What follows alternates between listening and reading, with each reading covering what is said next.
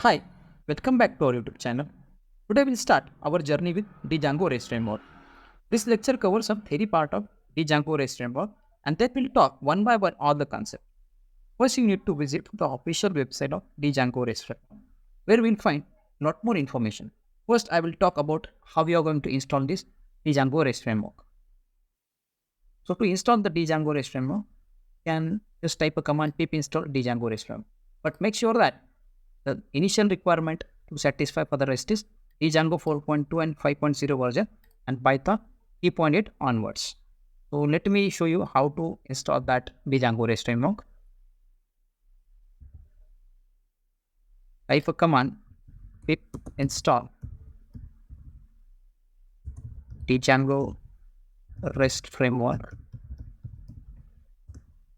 Once the Django REST framework is installed, we'll create one project. Create a project, we need to type a command Django admin start project,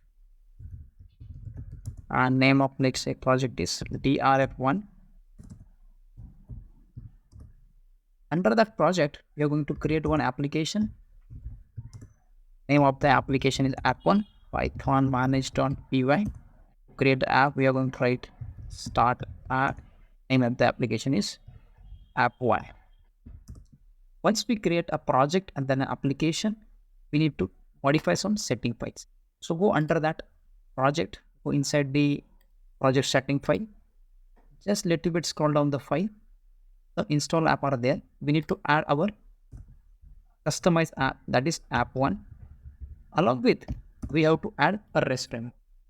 So to add a REST framework over here, we need to just use REST underscore framework, so that REST framework is added into our project. So we'll go back to our documentation part. Now once we install this Django REST framework, rest of the part we'll discuss afterwards. Then we need to add into the setting file. So we add under the install app. So this is the minimum configuration required to start with the Django REST. Moving ahead, you can find a different concept under the tutorial. Serialization is the first concept, where we can convert a complex data type into JSON data and vice versa. That is deserialization. Request and responses. There are different type of views under Django: class-based view and function-based view.